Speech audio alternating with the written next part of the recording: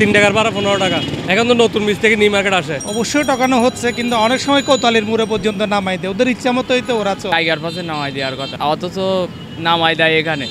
চট্টগ্রাম নগরী নতুন ব্রিজ থেকে টাইগার পাস পর্যন্ত চলাচলরত 17 নং ম্যাক্সিমা অটো টেম্পো লাইনটিতে অন্তর্বর্তীকালীন সরকার আসার পরে দুর্বৃত্ত সন্ত্রাসী বাহিনীরা দখলে নিয়ে করছে নতুনভাবে চাঁদাবাজি সহ যাত্রী হয়রানি ও নানা অপকর্ম।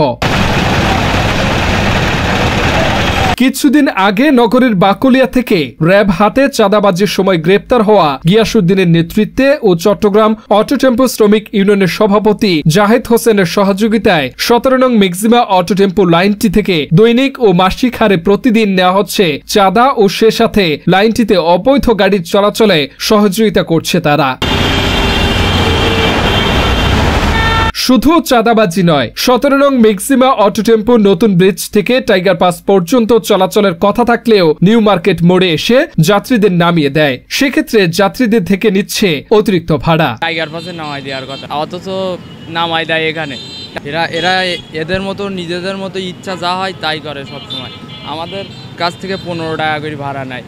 এদের বিরুদ্ধে ব্যবস্থা নেওয়া উচিত। অবশ্যই টাকানো হচ্ছে, কিন্তু অনেক সময় কোতালির মুড়ে পর্যন্ত নামাই দেয়, ওদের ইচ্ছা মতোই তো ওরা চলে। হ্যাঁ, 15 টাকাতে অবশ্যই আমার ভাড়া বেশি মনে হচ্ছে। অবশ্যই প্রশাসনের অবশ্যই একটা উদ্যোগ নেওয়া উচিত। এটা তো ঠকতেছে, যদি টাইগার পাস হয়ে থাকে তাহলে এটা ঠকতেছে। এটা ওদেরকে টাইগার পাস যাওয়ার ব্যবস্থা করে দিতে হবে, যে যাইতে হবে, ঠিক আছে। যেহেতু ওনার গন্তব্য যদি এখানে থাকে তাহলে ওইখানে যাইতে হবে।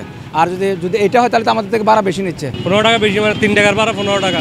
এখন তো নতুন বীজ থেকে নিউ মার্কেট আসে। 10 টাকা হলে সুবিধা হবে, সবার জন্য উপকৃত হবে। 15 টাকা হতে আমাদের জন্য ক্ষতি হচ্ছে, 10 টাকা হলে বা আমাদের ভালো হয়। এ সময় অতিরিক্ত ভাড়া আদায়ের কথা স্বীকার করলেও ম্যাক্সিমা অটো টেম্পো চালকরা সন্ত্রাসী বাহিনীর ভয়ে বলছে না দৈনিক ও মাসিক চাঁদা ও অবৈধ গাড়ির কথা। এখন 15 টাকা আমাদের যাত্রী খালি হয়ে যায়, এখান থেকে যাম ওদিকে যে পুলিশওয়ালা ওদিকে নিলে কদম ধরে ট্যাক্স নেই না, ট্যাগের পাচ্ছে না এখানে।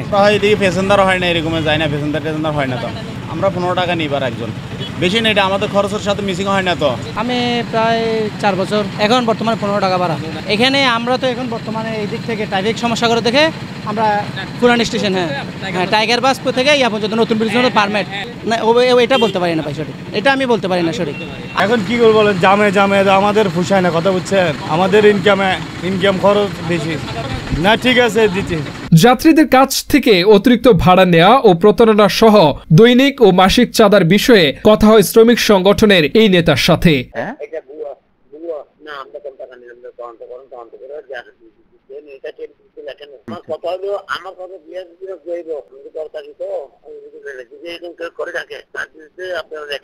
সতেরো নং ম্যাক্সিমা অটো টেম্পো লাইনটিতে যাত্রীদের সাথে প্রতারণা সহ চাঁদাবাজি ও অবৈধ ম্যাক্সিমা অটো টেম্পোর বিরুদ্ধে ব্যবস্থা নেওয়ার কথা জানান ট্রাফিক বিভাগের এই কর্মকর্তা।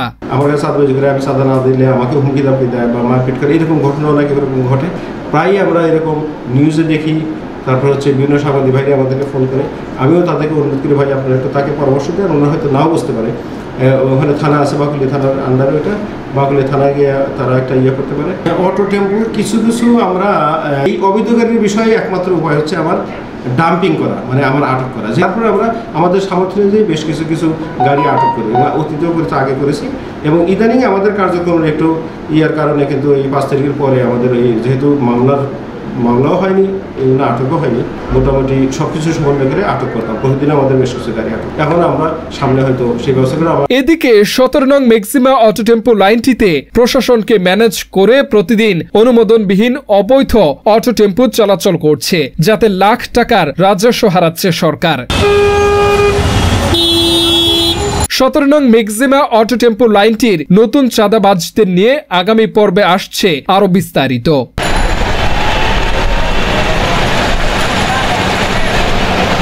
ডেস্ক রিপোর্ট, খবরের চট্টগ্রাম।